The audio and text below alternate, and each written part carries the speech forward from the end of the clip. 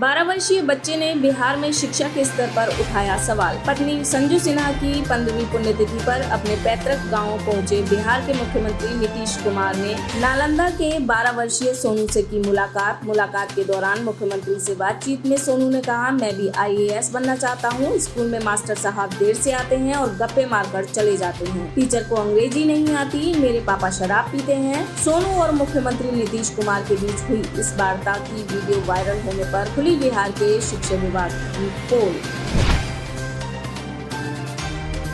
सारण सांसद राजीव प्रताप रूडी ने CM योगी से की मुलाकात। भाजपा नेता व सारण से सांसद राजीव प्रताप रूडी ने अपनी लखनऊ यात्रा के दौरान उत्तर प्रदेश के मुख्यमंत्री योगी आदित्यनाथ से की मुलाकात। इस शिष्टाचार मुलाकात में रूडी ने यूपी सीमा में अपने संसदीय क्षेत्र सारण के तट पर सिताब दियारा क्षेत्र को बाढ़ से मुक्ति दिलाने तथा यूपी सीमा के अंतर्गत उनके संसदीय क्षेत्र के विकास के लिए CM योगी के प्रति आभार व्यक्त किया।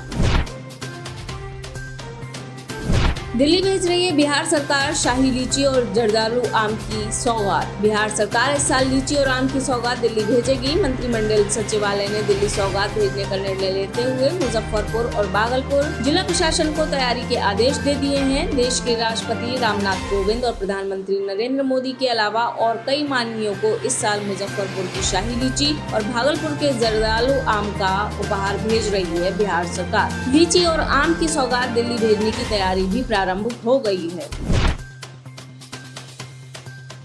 ISI के लिए जासूसी करने वाले युवक चढ़े पंजाब पुलिस के हत्थे। ISI के लिए जासूसी करने वाला मधुबनी का शमशाद चढ़ा पंजाब पुलिस के हत्थे। शमशाद के साथ गिरफ्तार जफर रियाद कोलकाता का रहने वाला है। पंजाब पुलिस के SSOC ने दोनों को किया गिरफ्तार। इनके पास से सैन्य क्षेत्र के नक्शे, कई अन्य अहम जानकारियां प्राप्त हुई हैं। फिलहाल दोनों युवकों से सुरक्षा एजेंसियां कर रही हैं पूछताछ। शुरुआती जाँच में पता चला कि जफर रियाद 2005 से ISI के लिए जासूसी कर रहा है। इसी सिलसिले में उसने अमृतसर रेलवे स्टेशन के बाहर लेमन सोडा बेचने वाले शमशाद से दोस्ती कर उसे भी अपना साथ लगा लिया था।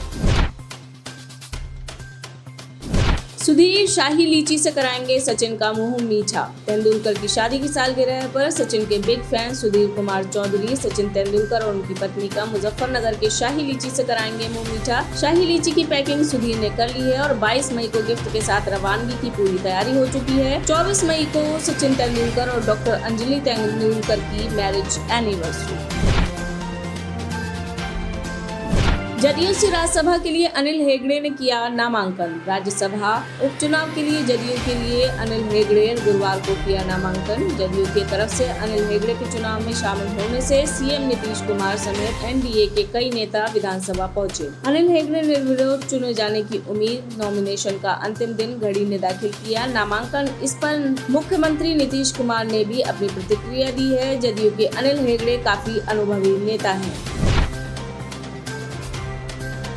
भारतीय वायुसेना के स्क्वाड्रन लीडर रवि खन्ना की पत्नी ने दिया बयान। यासीन मलिक के कबूलनामे के बाद गुरुवार को NIA कोर्ट ने उसे दोषी ठहराया। उसे 25 मई को सुनाई जाएगी सजा। यासीन मलिक को दोषी ठहराए जाने के बाद भारतीय वायुसेना के स्क्वाड्रन लीडर रवि खन्ना की पत्नी ने दिया बयान। उन्होंने कहा, भारतीय वायुसेना के 4 लोग मारे गए थे, एक यासीन मलिक के मर जाने से क्या फर्क पड़ता है। रवि खन्ना का खून उसका पीछा कर रहा है। जो सजा सही सजा, खून की सजा खून, मौत की सजा मौत, वो इसे मिले। मैं इंतजार कर रही हूँ।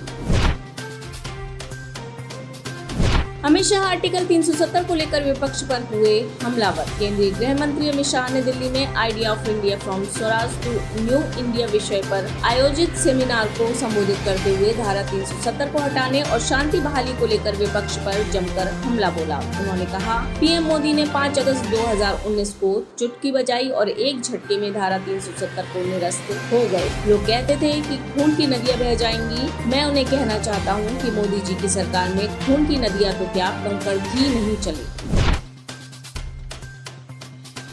भारतीय वायुसेना विश्व में छठे स्थान पर, भारत की सेना विश्व में चौथे नंबर पर है, पर यदि हम देश के एयरफोर्स की बात करें तो वह दुनिया में छठे स्थान पर है। भारतीय वायुसेना के पास एक ऐसा हथियार है जिससे चीन के भी पसीने छूट जाते हैं। ये घातक डिफेंस सिस्टम है स्पाइडर एयर डिफेंस सिस्टम। ये शॉर्ट और medium range air defence system है जो देशों के हवाई हमलों को रोकने में सक्षम है, साथ ही चलाने में बहुत ही आसान और स्वचालित है।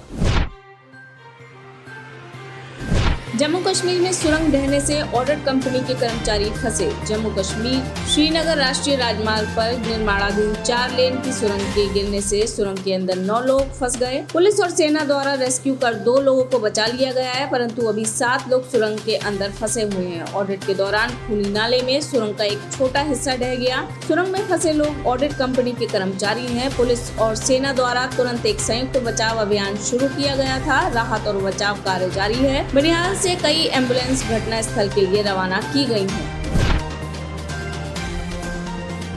नोएडा औद्योगिक विकास प्राधिकरण के अधिकारियों पर गिरी गाज। औद्योगिक विकास मंत्री नंदगोपाल गुप्ता नंदी ने नोएडा पहुंचकर नोएडा औद्योगिक विकास प्राधिकरण की 30 करोड़ रुपए की योजनाओं का किया लोकार्पण। अथॉरिटी की पहली समीक्षा बैठक में सख्त रवैया अपनाते हुए अधिकारियों से सवाल जवाब किए। कई महत्वपूर्ण बातों का संतुष्टिपूर्ण उत्तर न मिलने के कारण उन्होंने अधिकारियों को पूरी जिम्मेदारी और कर्मठता तथा जवाबदेही के साथ कार्य करने के निर्देश दिए। साथ ही 50 वर्ष से अधिक उम्र वाले दागी अधिकारियों एवं कर्मचारियों की अनिवार्य सेवानिवृत्ति किए जाने का भी निर्देश दिया।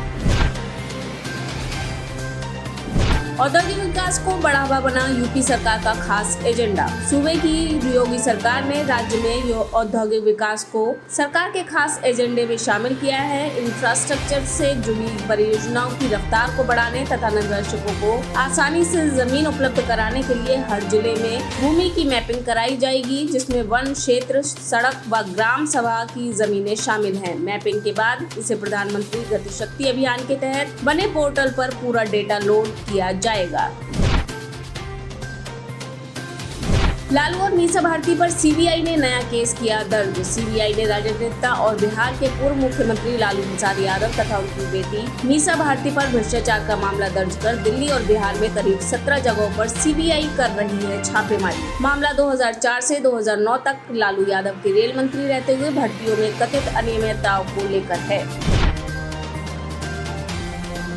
कश्मीर से कन्याकुमारी तक कांग्रेस चलाएगी भारत जोड़ो यात्रा। 2 अक्टूबर से कांग्रेस नेता राहुल गांधी ध्रुवीकरण की राजनीति का मुकाबला करने के लिए लोगों के साथ संबंध स्थापित करने के लिए कश्मीर से कन्याकुमारी तक भारत जोड़ो यात्रा नामक एक राष्ट्रव्यापी अभियान शुरू करेंगे। उदयपुर के चिंतन शिविर के समापन पर कांग्रेस अध्यक्ष सोनिया गांधी ने इस यात्रा एवं जन अभियान की घोषणा की थी।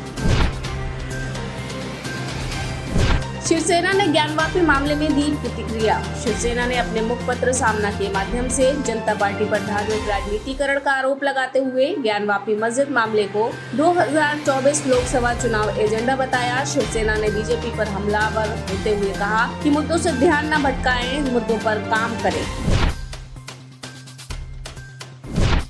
अल्लादिनों की ट्रेनिंग ईरान में हुई थी। पाक सरकार। पाकिस्तान के कराची सदर बाजार क्षेत्र में पिछले हफ्ते हुए आतंकी हमले में शामिल आतंकवादी निरोधी विभाग के अधिकारियों और सरकार के प्रवक्ता ने सीसीटीवी फुटेज और ऑडियो टेप शेयर कर विस्फोट के मुख्य साजिशकर्ता अल्लादिनों के ईरान में हुई ट्रेनिंग की पुष्टि की है। रूस और अमेरिका के शीर्ष सैन्य नेताओं ने की वार्ता। रूस और यूक्रेन युद्ध के बीच अमेरिकी सेना के जनरल मार्क मिले और रूस के chief of general staff Valery Gerasimov ने फोन पर बातचीत की। US joint chief of staff के अध्यक्ष मिले के प्रवक्ता ने कहा कि दोनों सैन्य नेताओं ने सुरक्षा संबंधी कई मुद्दों पर चर्चा की और संचार की लाइनें खुली रखने पर सहमति जताई है। युद्ध शुरू होने के बाद दोनों देशों के बीच इस तरह की यह पहली वार्ता थी।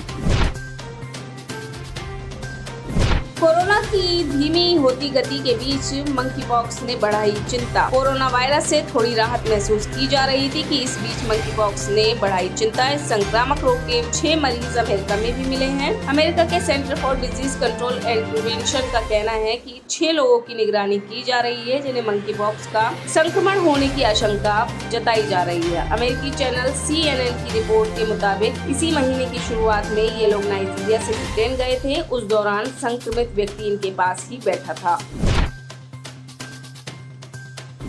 नॉर्वे की पूर्व सांसद ने नेतागिरी छोड़ सेवा का क्षेत्र चुना। रूस यूक्रेन युद्ध शुरू हुए 20 मई को 86 दिन हो चुके हैं, परंतु युद्ध का अंत अभी भी दिखाई नहीं दे रहा है। इस युद्ध में नॉर्वे की एक पूर्व सांसद सैंड्रा एंडरसन, जो पहले कभी यूक्रेन नहीं गई थी, युद्ध शुरू होते ही दूसरे हफ्ते यूक्रेन पहुंच गई। पुणे अंतर्राष्ट्रीय सैन्य टुकड़ी में कॉम्बैट मेडिक के तौर पर रजिस्टर किया गया। कॉम्बैट मेडिक युद्ध प्रशिक्षण में घायल सैनिकों की इमरजेंसी मेडिकल ट्रीटमेंट के साथ साथ प्राथमिक देखभाल एवं स्वास्थ्य सुरक्षा की जिम्मेदारी उठाते हैं। एंडरसन ने नेतागिरी को दरकिनार रख सेवा का क्षेत्र चुना।